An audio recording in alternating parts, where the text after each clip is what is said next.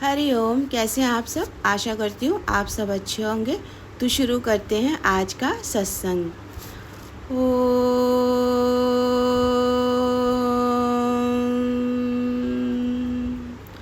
सतगुरु नमः।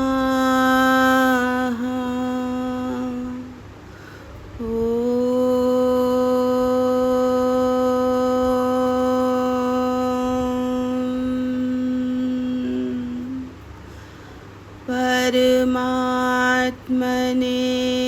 नमः। श्लोक। जिस प्रकार से कछुआ सब ओर से अपने अंगों को सिकोड़ लेता है, इसी प्रकार से योगी को उचित है कि वह विषयों से इंद्रियों को समेट ले। भगवान ने बोला कि जिस तरह से कछुआ अपनी इंद्रियों को समेट लेता है, ये उदाहरण हम अपने सत्संग में हजारों बार सुन चुके हैं और सुना भी चुके हैं, तो इसमें कोई नई बात नहीं है। पर श्लोक है इसीलिए थोड़ा सा इसका विस्तार से बता देती हूँ मैं। तो देखो, कछुए को ये जो कला है ना, जन्मजात मिली होती है कि उसमें ये हुनर है, और हुनर के साथ साथ उसका जो रंग रूप है भगवान ने वैसा ही बना के भेजा है। अब उसके ऊपर जो कवच दिया है वो इतना सख्त होता है कि उस कवच को कोई भी तोड़ नहीं सकता। तोड़ सकता है? कोई भी नहीं तोड़ सकता। तो निराकार ने उसकी रचना ही ऐसे की है, इसलिए उसको हुनर भी दे दिया कि जब उसे खतरा महसूस होता है तो वो क्या करता है कि सारे अपने चारों पैरों को और अपनी गर्दन को अपनी कवच के नीचे सिकोड़ के ले जाता है। और ऐसे रोड में हम लोग कितनी देखो रील देखते हैं यूट्यूब में भी, और कभी रास्ते में जाओ तो भी वहाँ पे दिख जाता है ना। तो क्या होता है, बच्चे उसको लकड़ी मार रहे हैं, कौवा है, बंदर है, अलट रहा है, पलट रहा है, पर वो समझ ही नहीं पा रहा है कि ये है क्या चीज़, है ना। वो सोच रहा है ऐसे ही कुछ है, और जबकि वो कछुआ अंदर ही है और वो अपने प्राणों की रक्षा करने के लिए बिल्कुल स्थिर होके कि अगर कोई उसको मार रहा है, कुछ कर रहा है, तो जरा भी कुछ हिलता नहीं है, डुलता नहीं है। जो लकड़ी मार रहा है, जो उसको इधर से उधर उसको कर रहा है, लुढ़का रहा है, तो वो वैसे ही लुढ़का जा रहा है, वो उफ नहीं कर रहा, उसकी आवाज़ नहीं आ रही है। तो निराकार ने उसको, भगवान ने ऐसा ही बना के भेजा है। अब हम लोग क्या समझें इससे? अब हम लोग इससे समझेंगे कि वो नहीं कि हम सत्संग में आ गए, अब हमें गुरु ने बता दिया, हमें समझा दिया, अब हमें ये बात समझ में आ गई है, अब तो इंद्रियों को भाई समेट लो, विषय आ रहे हैं और इन विषयों के रस हमको परेशान कर रहे हैं, और उन रसों को परेशानी हमें हो रही है ग्रहण करने में, तो भाई हमने अपनी इंद्रियां सिकोड़ ली, हमें मतलब नहीं है वहाँ से। तो नहीं, ऐसे नहीं। आप जब गुरु के घर आओगे, जैसे कछुए को भगवान ने बना के भेजा है, उसकी रूपरेखा, उसके शरीर की संरचना ऐसी ही बना के भेजी है। और कोई पशु अपने पैरों को सिकोड़ के बैठ सकता है? वो तो साफ दिखेगा, कुत्ता है कि घोड़ा है कि चींटी है कि चीटा है, सब दिखेगा, और जरा सी देर में उसका काम तमाम हो जाएगा जिसको करना होगा। पर कछुए को क्वालिटी दिया। ऐसे ही हर एक मनुष्य को भगवान ने क्वालिटी दी है कि ये बॉडी उस निराकार ने ऐसी बना के भेजी है कि इस बॉडी के चलते हुए एक मनुष्य योगी बन सकता है, भोगी से योगी बन सकता है। और जब वो योगी बनने की कला निपुण हो जाती है, जब उसकी, और कला निपुण कब होती है? जब उस कला को निपुणता धारण कराने वाला निपुण गुरु मिलता है। जब गुरु निपुण मिलता है, तब एक योगी अपनी इंद्रियों को विषयों से हटाना सीख जाता है। आते समय नहीं कि आया और सीख गया। इस गुण को धारण करने के लिए कई सालों का अभ्यास चाहिए होता है।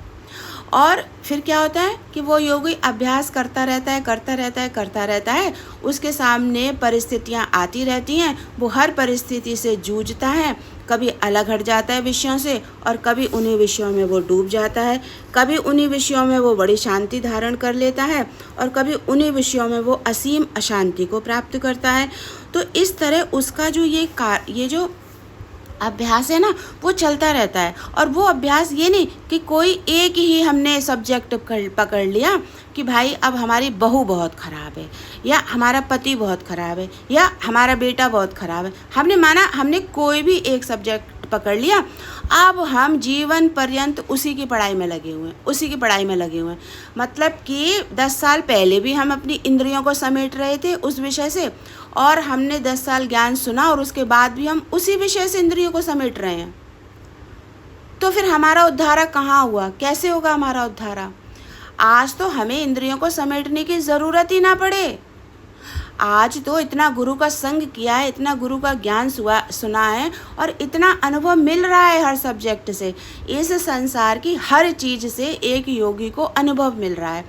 और इस संसार में केवल हमारा ही घर नहीं या हमारे अगल वाले का बगल वाले का ही घर नहीं, हमारे नाते रिश्तेदार का ही घर नहीं, इस संसार में हर एक घर में इतनी परेशानी है, इतने दुख हैं, इतने कष्ट हैं कि जिन दुखों को, जिन कष्टों को हम जो हमारे जानने में आते हैं वो ही हम समझते हैं, लेकिन जो हमारे जानने में नहीं आ रहा वो अथाह दुख और अथाह संकट है वहाँ। लेकिन हमें जो जानने में आ रहा है हम उन्हीं दुखों को दुख मान के बैठ गए हैं। इतना दुख है कि जहाँ भी जाओ, जिस जगह भी जाओ, लगेगा भगवान इससे तो मैं ही अच्छा हूँ, इससे तो मैं ही अच्छा हूँ। तो जब ये बात आती है अंदर में सारे के सारे संसार को दुख को देकर कि भगवान इससे तो मैं ही अच्छा हूँ, तो फिर जब मैं अच्छा हूँ तो फिर मैं अपने विषयों में क्यों गंदा बन जाता हूँ? मैं बाहर से तो मैं कितना अपनी इंद्रियों को सिकोड़ लिया मैंने, भगवान इससे तो भैया मैं ही अच्छा हूँ, बड़ा दुखी है वो, बड़े कष्टों से। तो मैंने ये इंद्रियाँ अपनी देखो सिकोड़ ली कि भगवान मैं अच्छा हूँ। लेकिन जब तेरे अच्छे में खराबी आ रही है वहाँ पे क्यों रोता है, वहाँ पे क्यों परेशान होता है? वो भी वैसे ही संसार है जैसे तू दूसरा देखता है, और जो तेरे अपने विषय हैं वो भी तेरा दूसरा संसार है। और हर दूसरे और तीसरे संसार में फ़र्क करना आ जाता है योगी को कि देखो बाहर भी संसार है, उससे मुझे कोई फ़र्क नहीं पड़ रहा, थोड़ी देर के लिए गया, सुना तो चलो दुखी हुआ सुखी हुआ, अपने घर आ गया। अब ऐसे ही अपने परिवार और अपने घर और अपने गृहस्थ और अपने स्वयं के विषयों में जब भावना आ जाएगी कि अरे कौन बेटा साथ में लेके आया था, साथ में लेके जाएंगे, अरे कौन सा नाते रिश्तेदार हम साथ में लेके आए थे, साथ में लेके जाएंगे।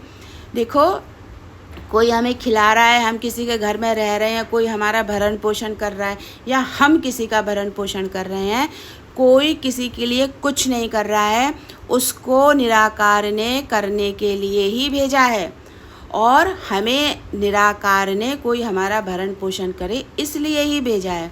फ्री में मुफ्त का बैठ के घरों में कोई भी नहीं खाता है, हर व्यक्ति अपने अपने खाने का कर्ज चुका रहा है। चाहे वो झाड़ू लगाए, चाहे वो पोछा लगाए, चाहे वो खाना बनाए, चाहे वो आपके घर की देखभाल ही करे और चाहे वो बाहर कमा करके लाए, कोई किसी का फ्री में बैठ के नहीं खा रहा है। सब हर एक मनुष्य अपने घर में जो भी दाना भोजन पानी करता है उसका हक अदा कर रहा है। तो इंद्रियां कैसे हमारी अंदर होंगी? जब हम ये समझ धारण करेंगे। हम तो समझ धारण करते, अरे ये हराम का बैठ के खा रहा है, अरे ये हराम का बैठ के खा रहा है। कोई हमसे कह देगा भाई ये तो अब कुछ नहीं करती, ये तो मुफ्त का बैठ के खा रही हैं। तो नहीं, बिल्कुल भी मन में योगी हैं हम, योगी। इसलिए हमें अपनी बुद्धि निरंतर इसको हमें विकसित करना है। चाहे आज हम कितने भी साल के हो गए हैं, चाहे आज हमारी कितनी भी उम्र हो गई है, नाना प्रकार की परिस्थितियाँ आ करके हमारी बुद्धि को विकसित करती हैं। और हम क्या करते हैं कि हम इंद्रियां सिकोड़ नहीं पाते हैं और उन्हीं परिस्थितियों में बार बार बह जाते हैं। और जब बह जाते हैं तब हमें समझ में आता है कि अरे छोड़ो हटो, क्या करना है, वहाँ से मुख ही मोड़ लो, देखो ही मत वहाँ। पर फिर क्या फ़ायदा, देखा तो मुख कहाँ मोड़ा। तो इसलिए हर योगी के जीवन में समस्याएं आ रही हैं और आएंगी और आती रहेंगी और अंत समय तक भी आएंगी। लेकिन क्या है कि हमें भगवान ने गुण दे करके भेजा है, किसका? अपने आत्म साक्षात्कार का, अपने परमात्म स्वरूप का, अपने आत्म चिंतन का। ये हमें भगवान ने गुण से भेजा है। जैसे कछुए को भगवान ने उसकी प्रकृति बना के भेजा है ना, कवच सहित भेजा है, उसे क्वालिटी दिया है। ऐसे ही हर मनुष्य को भगवान ने एक क्वालिटी दी है कि वो जब चाहे चुटकी बजा करके सारे संसार को के दुखों को, कष्टों को अपने से दूर कर सकता है। जब एक मनुष्य चाहे तब चुटकी बजा करके इस सारे संसार के सुखों से अपने को न्यारा प्यारा बना सकता है। सबसे ज़्यादा दुखी एक योगी स्वयं होता है और सबसे ज़्यादा सुखी भी एक योगी स्वयं होता है। इसलिए दुख से भी परे हट जाता है एक टाइम आने पर और सुख से भी परे हट जाता है एक टाइम आने पर। तो जब दुख सुख से परे हट गया योगी, तो इंद्रियां कंट्रोल में करने की ज़रूरत ही क्या है, सिकोड़ने की ज़रूरत ही क्या है। मौज लेता है फिर वो योगी संसार की। जितनी मौज पूरी जीवन भर ना ले पाया, उतनी मौज एक योगी तब लेता है जब वो अभ्यासरत रहता है अपनी पढ़ाई के समय में। अगर हमने सत्संग भी मिला और गुरु भी मिला और हमने हंसने, खेलने, खाने पीने में और संग करने में अगर जीवन बिता दिया है, तो सच मानो अंत समय तक भी इंद्रियां सिकोड़ने की कला नहीं आएगी। मुख से भले बोल दोगे जी हमें कुछ फ़र्क नहीं पड़ता, अब तो हमारा अंतिम समय है, जिसको जो करना है करे।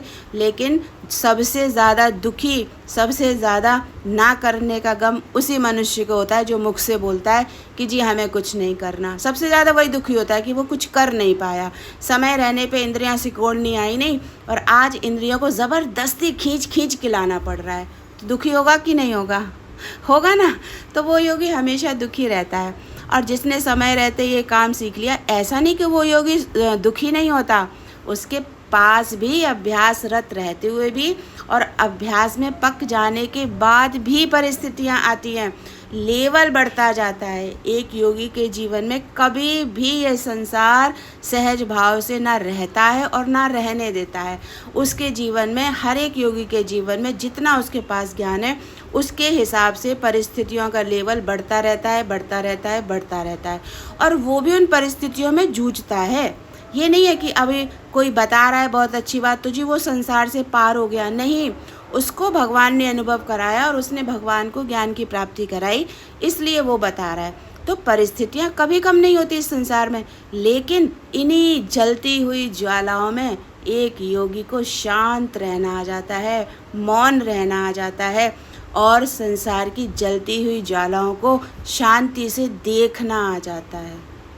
और फिर ये नहीं कि वो शांत बैठेगा, वो खाएगा भी, वो पिएगा भी, वो घूमेगा भी, वो फिरेगा भी, मौज लेता है एक योगी संसार की।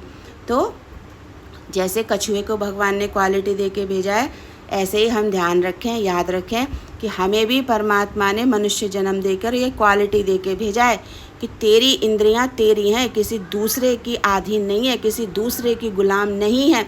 तू अपनी इंद्रियों का स्वयं मालिक है। और जिस दिन तुझे गुरु मिल जाए उसी दिन से तू अपना अभ्यास करना शुरू कर दे, या जिस दिन तुझे ये बात समझ में आ जाए उसी दिन से तू ये अभ्यास करना शुरू कर दे कि अपनी इंद्रियों को मैं अपने कंट्रोल में रखूँगा और उसके बाद मैं जोर ज़बरदस्ती नहीं करूँगा इन इंद्रियों से। कोई ज़ोर ज़बरदस्ती करने की ज़रूरत नहीं है। ये खाए इन्हें खाने दो, ये पिए इसे पीने दो, ये घूमे इसे घूमने दो, ये संसार का जो सुख लेना चाहे इनको लेने दो। अगर तुमने इसको समय रहते रोक के रखा तो याद रखना, जब आपकी जीवन यात्रा जैसे जैसे पूरी होती जाएगी, सबसे ज़्यादा आपको इन्हीं बातों का कष्ट होगा कि हाय मैं तो संसार की ये मौज नहीं ले पाया, हाय मैं तो संसार की ये मौज नहीं ले पाया, मैं तो ये नहीं कर पाया, मैं तो वो नहीं कर पाया। और फिर जब चिड़िया चुग गई खेत, फिर क्या होता है? फिर दूसरों को देख कर भी तुझे शांति नहीं आएगी कि तेरे ही वाले जब तेरे सामने अपनी ज़िंदगी को आराम से खुशनुमा और भरपूर जिएंगे और तू देख देख के कूड़ेगा कि हाय राम मैं तो कुछ नहीं कर पाया, कुछ नहीं कर पाया। इसीलिए ज्ञान कहते हैं, ज्ञान मैं बोलती हूँ ना, ज्ञान सीधा है ही नहीं, ज्ञान बहुत टेढ़ा है, बहुत टेढ़ा ज्ञान है। और इस टेढ़े ज्ञान को समझने के लिए एक गुरु, समर्थ गुरु चाहिए जो हमें ज़िंदगी जीना सिखाए और जो हमें ज़िंदगी जीने से हटने की कला भी सिखाए। दोनों चीज़ सिखाए गुरु। इसीलिए इंद्रियों को मोड़ना ना पड़े। ऑटोमेटिक समय रहते मैं इस सारे संसार की मौज लेकर के शांत भाव में बैठ जाऊंगा। मुझे क्या मतलब है इंद्रियों से। अब कोई मुझे तीली भी लगाए या कोई मुझे डंडा लेके हिलाए या मुझे इधर से उधर लुढ़का दे, अब मेरी सेहत पे कोई असर नहीं पड़ता भाई। मेरा कोई बाल भी बांका नहीं कर सकता, क्योंकि मुझे गुरु मिला जो मेरी रक्षा और मेरे ऊपर कृपा बरसाई, और फिर उसकी कृपा से मैंने उस परमात्मा का ज्ञान प्राप्त किया। अब तो मेरे पास पूरा उस कछुए का तो कवच नीचे से फिर भी नहीं होता है, ऊपर ही ऊपर होता है। नीचे तो दिख रहा है ना उसका पैर वैर, और फिर थोड़ी देर के बाद वो अपने कवच में से इंद्रियों मुंह निकालेगा, पैर निकालेगा और डुक डुक डुक डुक डुक करता चलता बनेगा। योगी का तो पूरा ऊपर से नीचे तक पूरा शरीर कवच से ढक जाता है। अब इस दुनिया की कोई हालत, कोई भी संसार की परिस्थिति उस योगी को दुखी कर ही नहीं सकती, और अगर करती भी है दुखी तो फिर उसका जो कवच है ना, परमात्मा ने और गुरु, दो कवच होते हैं योगी के शरीर के ऊपर, एक गुरु का कवच होता है और एक परमात्मा का कवच होता है। तो जिसको दो दो कवच हैं उसका दुनिया बाल विवाह का कर सकती है क्या? कोई कुछ नहीं बिगाड़ सकता। और जितना भी बाल बांका करना चाहे होने दो, समय पूरा, नियति का चक्कर, आँखों के सामने ही उन सब का हश्र भी देखने को मिल जाता है। जो एक सच्चे योगी को जो भी करते हैं, षड्यंत्र करें, उसको फंसाएं, उसके ऊपर झूठे आरोप लगाएं, कुछ भी करें, लेकिन दो दो कवच के अंदर वो बिल्कुल सुरक्षित रहता है और उसे संसार की कोई भी आग नहीं छू सकती है। तो आज हमें गुरु मिला है, आज हमें ज्ञान मिला है, तो हम अभी भी समय है कि इंद्रियों को ज़बरदस्ती ना समेटना पड़े। जब आप अपनी इंद्रियों को ज़बरदस्ती समेटो तो आप समझ जाओ कि अभी आपका ज्ञान बिल्कुल अधूरा है। और जब सहज भाव से आपकी इंद्रियां आपके कंट्रोल में आ जाएं तो आप पूरे योगी हो, पूरे योगी। फिर वो दिन दूर नहीं जब गुरु और परमात्मा दो दो कवच आपके शरीर को ऊपर से नीचे तक पूरा का पूरा सुरक्षित कर देंगे, और फिर आप अपने आत्म आनंद में हमेशा के लिए डूब जाओगे, और लास्ट जन्म होगा, उसके बाद फिर दूसरा जन्म ही नहीं है। तो अब मैं इस वाणी को यहीं पर समाप्त करती हूँ। आप लोग अपना ध्यान रखिएगा, मिलते हैं अगले सत्संग में। हरि ओम।